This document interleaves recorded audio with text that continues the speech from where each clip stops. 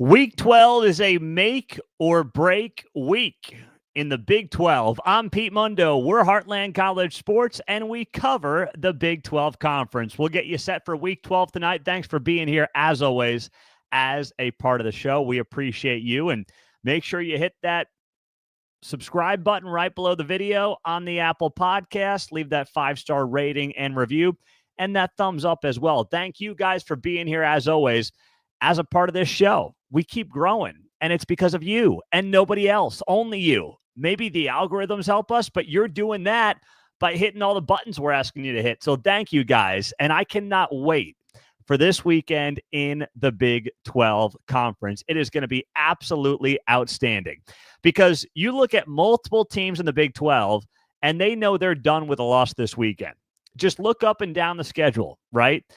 Arizona State, Kansas State. The loser is done when it comes to the Big 12 race. They might mathematically be in it, but let's be honest. For all intents and purposes, they're done. You look at West Virginia. They're 4-2. They lose to Baylor. They're done. Iowa State losing to Cincinnati at home. They're done. BYU and Colorado are playing. They can afford a loss, but they certainly obviously do not want to suffer one right now. So there are great storylines all around this conference. I will give you picks as well during the show. At the end, I'll give you 3 picks against the spread, but I will pick every game straight up as well. So let's start off with what we've got going on this weekend, and that is a Friday night game between Houston and Arizona. And if I told you back in August, Houston and Arizona would meet, and Houston would be 3-3 in Big 12 play, and Arizona would be 1-5, you'd call me bleeping nuts. You'd say I was crazy. Well, turns out we're all crazy this year in the Big 12. Arizona stinks. Utah stinks. Oklahoma State stinks. Meantime, BYU, Colorado, and Arizona State are all good. Go make sense of it in the Big 12 this year. So Arizona's coming off the worst game it's played in 2 years. And that's not my opinion. That's data put forth by Pro Football Focus. They played their worst game in 2 years against UCF. They had a bye week to think about it. So did Houston. But Houston's playing much better football coming into this game. They've got 3 wins in their last 4. They've beaten TCU, they've beaten Utah, and they beat Kansas State, which they trailed in late. They came back to win it in the fourth quarter. They are playing outstanding football, and it's mostly being led by their defensive side of the ball. That's where Willie Fritz is really impressing me as this team continues to turn things around at this point in the season.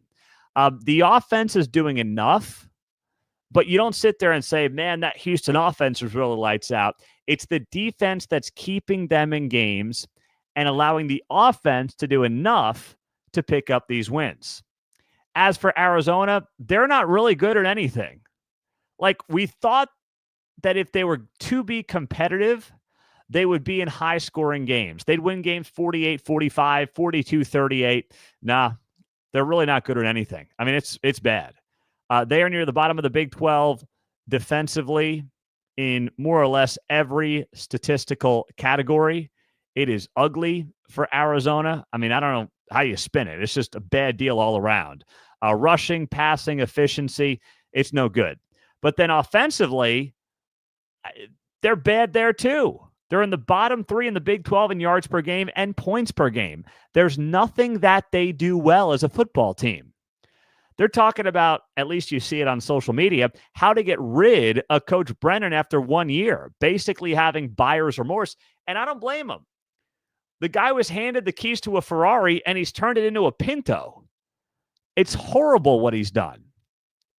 Noah Fafita, McMillan, I know the defense was going to have questions, but man, he had a decent amount of high-end talent, and not only should they not be sitting there with a 3-6 record, they certainly should not be getting blown out the way they're getting blown out. They got blown out by UCF, Colorado, BYU, Kansas State. I mean, these games are not even close for Arizona. So Houston is the team that I look at in this game, and I'm like, you know what? That's the one I like right there. I know they're technically the underdog, but Houston's the better team playing better football going into this game. Meantime, Saturday, you've got Colorado and Utah. That is on Big Fox. It's big noon kickoff. So that is going to be a 10 a.m. local time kick. 11 a.m. Central, 12 noon. That's early. That's an early football game. Better be ready. And obviously, Utah's coming off that heartbreaking loss to BYU last week, all the drama that came out of the Holy War. And Colorado went to Texas Tech, got a very solid win. Colorado is playing some of the best football, and not just the Big 12, but the country right now. Utah is dealing with tons of injuries and just can't get out of its own way. So in this game, you've got to like Colorado. Now, they're a heavy favorite, and the reality is Deion Sanders is much better as an underdog than he is as a favorite. Here's the data to back it up, just so you've got all the information for yourself as well. Deion Sanders and Colorado are 8-1 straight up as a favorite, but 5-3-1 against the spread. As an underdog, Colorado is 3-9 straight up, but 9-3 against the spread. Do with that information what you want. If you want to see it with your own two eyes, it's up on our Instagram page at Heartland College Sports. You can follow us there, and you can find out everything you need to find out about that data.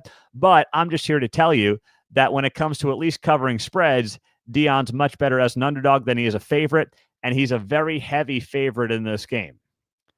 But they've earned it. They're playing far better football. Their 5 wins are by an average of 17 points per game. I mean, they have been just incredible, and their loss is to Kansas State by 3 points.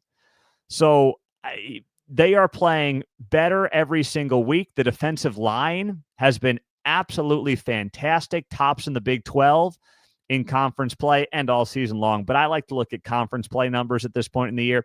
They've got 25 sacks in 6 games. These are tremendous numbers, and Utah's not done a great job protecting the quarterback. So Colorado deserves to be a big favorite. I don't believe that Utah's in for a surprise. I think Utah gave everything it had to that game last week against BYU. The emotion, the physicality, the way it ended. I don't believe that Utah's going to walk in here and try to catch Colorado off guard. I don't think Colorado will get caught off guard. Like, Deion Sanders is and knows Utah. These teams know each other from the Pac-12. He knows what kind of a coach and program Kyle Whittingham runs.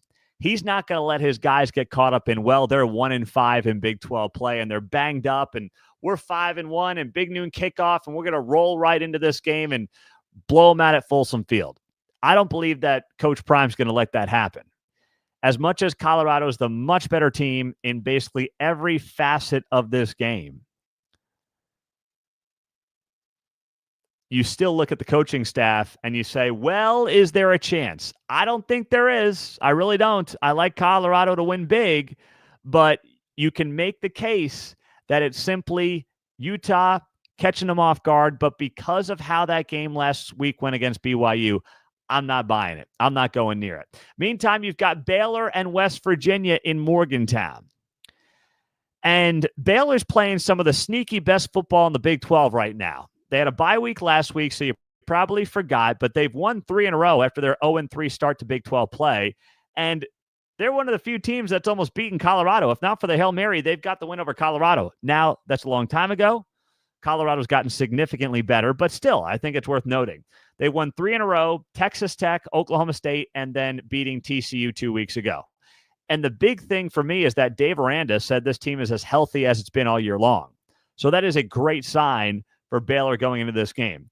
West Virginia's coming off that win against Cincinnati last week, which was a good win, but boy, did it take some boneheaded plays by Cincinnati quarterback Brendan Sorsby to make that happen.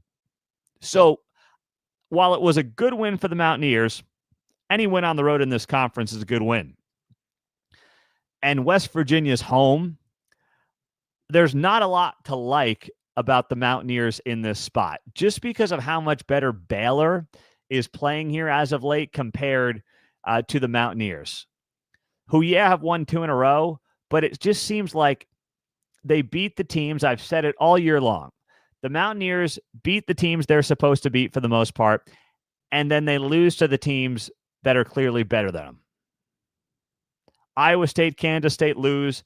Arizona, Cincinnati win. Now, they were underdogs last week by 4 points, and they came back and they won the game. So good on them for that. But there's just not much about this matchup that I really like for the Mountaineers. I think Baylor continues to play some of the best football in the Big 12 the last month or so. And the place that I think they'll be able to have some success is on the ground. Baylor's averaging almost 6 yards a carry. They're second in the Big 12 in yards per carry. And while the Mountaineers have done pretty well against the run, they haven't been amazing. Kansas State's been the best team by far. And Sawyer Robertson's back to being healthy. I saw that earlier in the week. So everything about that side of the ball feels like it's clicking for me. And on the other side, I don't know if West Virginia has the offensive firepower to keep up. That's the thing I keep thinking back to as well. And where Baylor is more vulnerable is against the pass. But West Virginia, if they want to get things going on their offensive side, it's going to be with the running game. It's not going to be through the air. So that's where I struggle to see how this West Virginia team is going to be able to take advantage of one of the bigger weaknesses of Baylor. And that's been the pass defense so far. So pretty wild stuff. Let me just, on YouTube here. Michael, did you see West Virginia quarterback Nico Marchiol getting a shout-out and tweet post by President-elect Donald Trump? Nico did the Trump dance after a touchdown versus Cincinnati. Did I see it? I put that up on the Heartland College Sports account, baby. I saw it and then some. I'll leave it at that, okay? We wrote about it. The post was up on our X at Heartland_CS. Just search Heartland College Sports on Twitter or X and follow us there. But, oh, yeah, I saw it. I mean, they did a nice job mixing and matching and mashing YMCA. I mean, there you go. I can't do it while I'm sitting here and I don't have the beat going, but you just saw that on YouTube if you were watching there. Either way, yes, I did see that, Michael. You're right, my man. It's all good. You don't have to catch all our content. It's cool. I'm glad you asked. So I do like Baylor in this game on the road, though. I know Morgantown's tough, but Baylor's as healthy as it's been, playing its best football. And I just don't know if the West Virginia offense is going to have the firepower to keep up against Baylor in this game. Meantime, you've got Kansas State hosting Arizona State. And this is an elimination game in the Big 12 title race. Kansas State's a solid favorite, 8.5 points the last I saw. Arizona State is expected to have Cam Skattebo back. Now, last week, Arizona State beat UCF. But like I told you, UCF was the better team most of the night. But here's the thing. UCF had some dumb plays. They had some bad special teams plays. They had the play at the end of the first half, trying to throw the ball in their own 10-yard line with a lead on the road, young quarterback, and they get picked off, right? Just some really stupid decisions and big mistakes by UCF that cost them. That is not taking anything away from Arizona State. Sam Leavitt led a great fourth quarter drive that put the Sun Devils on top in this game and led them to a victory. But Kansas State doesn't make those mistakes. They certainly don't make those mistakes at home. They're fresh off a bye week. They're coming off a loss to Houston. They're refocused. They know what's on the line. Chris Kleiman in Manhattan has been money for his entire tenure up there. This is a very good spot for Kansas State. And frankly, I just think Kansas State is the better team. The biggest weakness for Kansas State in this, and really has been all year long, is what? If you're a Kansas State fan, you know the answer. It's been the pass defense. That has been by far the biggest issue for the Kansas State Wildcats this season. And you saw KU take advantage of it a couple of weeks back. Even Houston came on late and took advantage of it. So that's where you see this Kansas State team start to have some issues on that side of the ball in particular. But do I look at Arizona State and see a high-flying passing attack that will be able to take advantage of that? Not really. And that's why the things that Kansas State struggles at is not really something that Arizona State is poised to take a big advantage of, at least not going into this game. They can surprise me, absolutely, but Cam Scatterbo is going to have a long night. K-State knows how to do a couple of things very well, and one of them is stop the run. They are tops in the Big 12 by a wide margin in stopping the run. They're only giving up 3.4 yards a carry, 109 rushing yards per game in league play, and nobody's all that close to them. So if you're thinking you're going to get the run game going on the road against a refreshed Kansas State team coming off a loss where they blew it in the fourth quarter 2 weeks ago, I don't like your chances. But we've seen Arizona State exceed expectations all year and win games that we didn't think they'd win. And here they are at 7-2, 4-2 in the league, and going into mid-November with still a chance to make a Big 12 title game. So I'm not going to take anything away from them. I just don't see it happening this week in this game, in this spot. Meantime, you've also got Cincinnati on the road against Iowa State. Cincinnati's coming off the loss to West Virginia. Iowa State has now lost 2 in a row, falling to Kansas last week at Arrowhead Stadium in Kansas City. And you look at this one and you say, boy, Iowa State should blow them out, right? They're double-digit favorites in the whole 9 yards. Not so fast. Not so fast. Iowa State is so banged up. The line, linebacker, I mean, you can go all over the field, and Iowa State probably has an injury. That doesn't mean their guys can't come home and snap this 2-game losing streak in a big way and keep themselves in the Big 12 title race. It just doesn't feel like it's been their year on that front. And that's what's cost them the last couple of weeks. Yeah, they tried to make it close last week late, but that game, for the most part, was never really in doubt against Kansas. It wasn't. And for Cincinnati, listen, I think Cincinnati has made great strides in year 2 under Scott Satterfield. But that loss last week against West Virginia was bad. There were so many sloppy mistakes. And now they've lost 2 in a row. And let's go back and look at their season. They beat Houston early in the year when Houston was still trying to figure out what they were. They lost at Texas Tech. They beat UCF. They beat Arizona State without Sam Leavitt. And then they lost to Colorado and West Virginia fairly convincingly in both games. So Cincinnati has done a good job exceeding expectations, but, excuse me, it's helped them that the schedule has been somewhat favorable. Houston, UCF, not anywhere close to the teams we thought, or at least UCF, the team we thought they could be. And Arizona State, you got without the quarterback.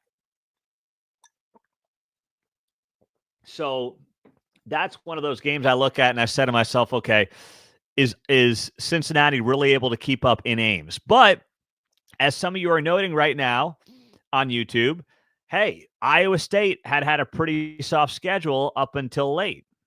Houston, they beat early. Baylor was a different team when they played them. West Virginia, we don't think is great. And UCF's UCF, and they almost picked them off. Then they lost to Texas Tech and Kansas. But here's the thing that favors Iowa State in this game. Cincinnati is not the kind of team that can take advantage of what is right now the biggest weakness for Iowa State, and that's what? That's its run defense. Cincinnati's in the bottom half of the Big 12 in rushing yards per game.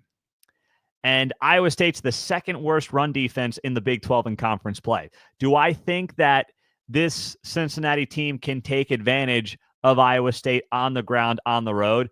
I mean, anyone can. The numbers suggest anybody can. I just don't believe Cincinnati's going to be able to do that with a lot of consistency.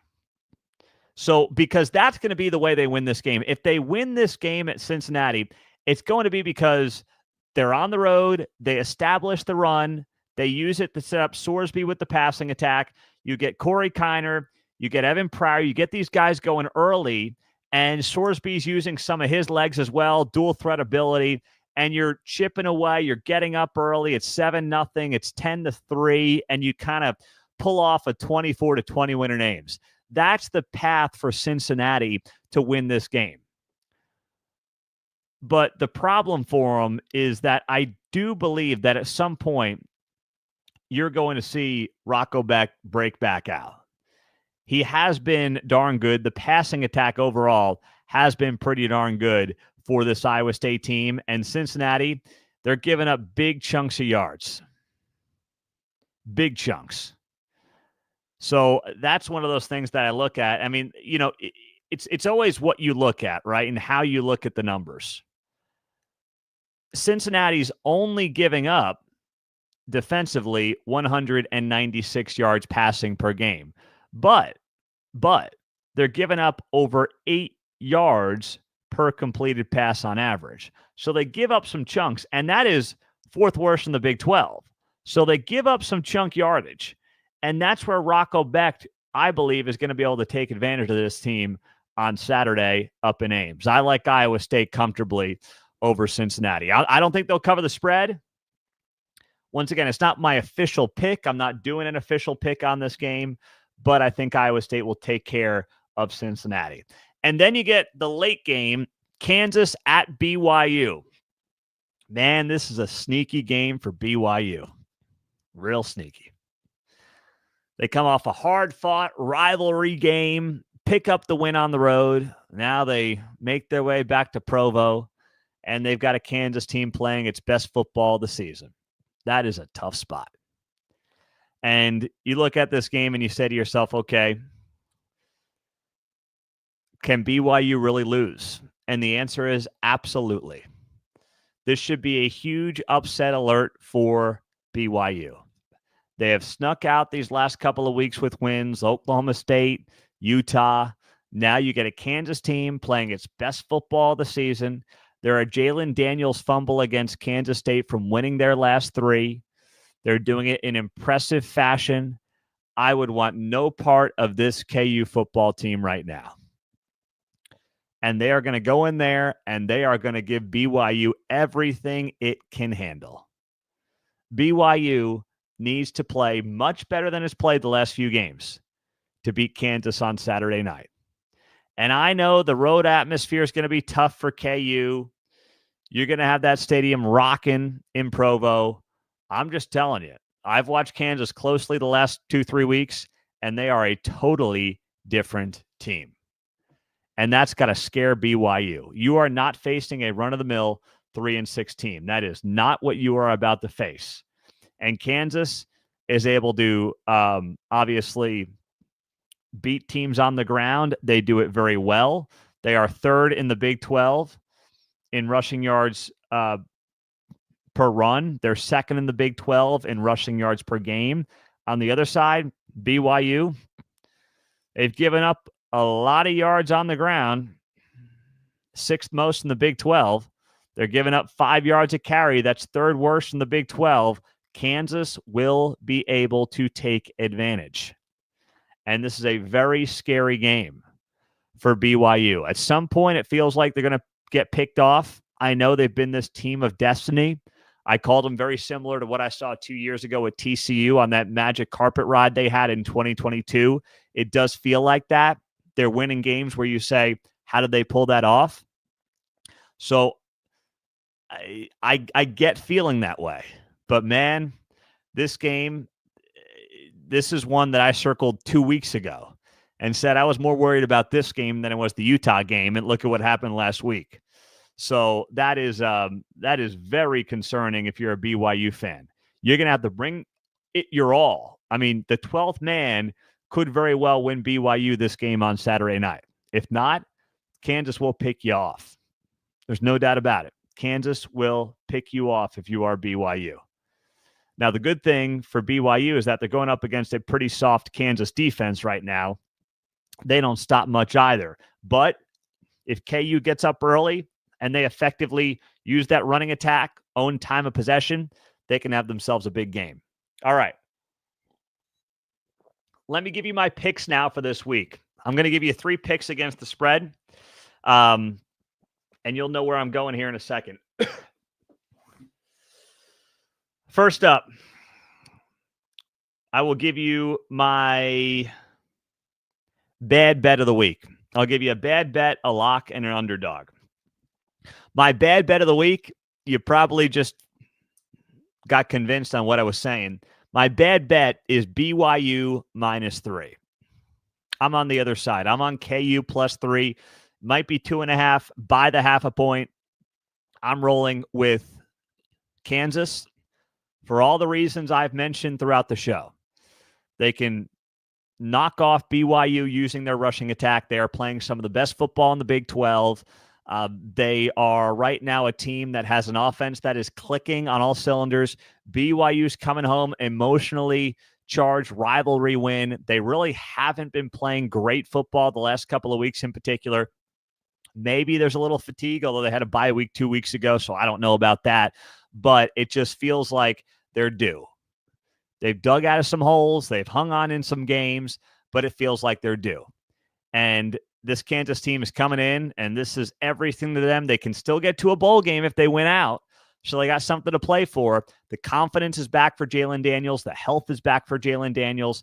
And I think that Kansas can cover this game and can absolutely win it outright as well. But I'll take KU +3 just to be safe. Buy the half a point if you have to on that one.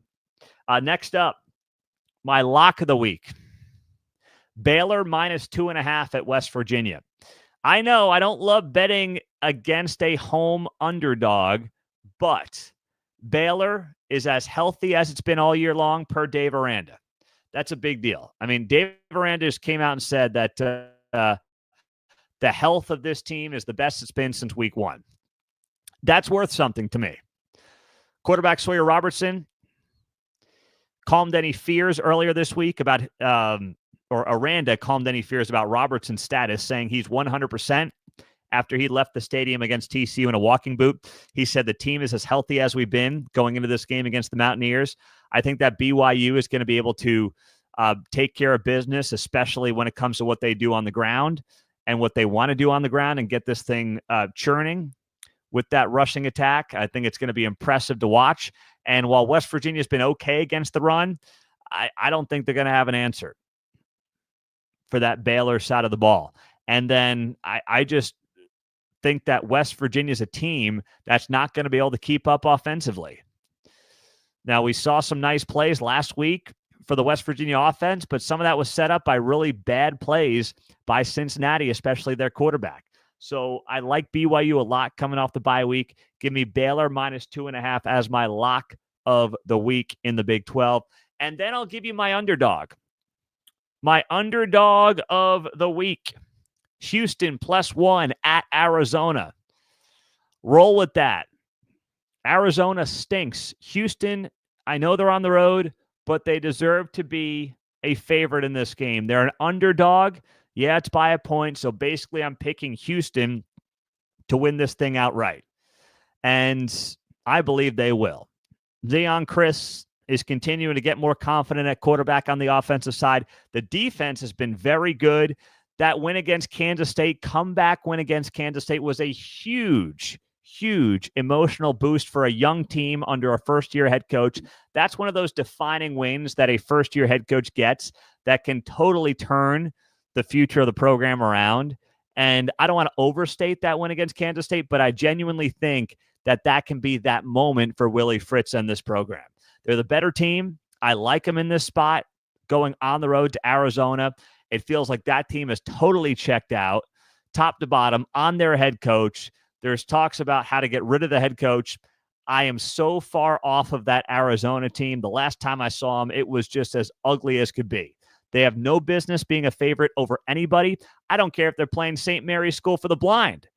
They may not justify being a favorite. That's how bad Arizona is playing right now. So with that, give me Houston +1. That is my underdog this week in the Big 12 Conference. I'm Pete Mundo. We're Heartland College Sports. Thank you guys for being here. Hey, before you leave, hit that thumbs up on the video. You good with that? Can you handle that for us, YouTubers? Come on. It helps us pop in a big way. Everything's free here. That's all we ask of you. And if you're on the podcast on Apple or Spotify, drop us that 5-star rating and a review. It does help us tremendously. So thank you guys for doing that. We've got a good weekend of Big 12 football coming up. Lot to follow, lot to watch, and we'll be doing all of that and more right here on Heartland College Sports. If you're not on the forums, check them out. They're free. I'm on there all the time. Go to the website, Heartland College Sports, and click on the forums tab. And make sure you follow us on Instagram, on X, Twitter, and, of course, on TikTok and Facebook. Have a great day. We'll talk to you soon. Go Big 12.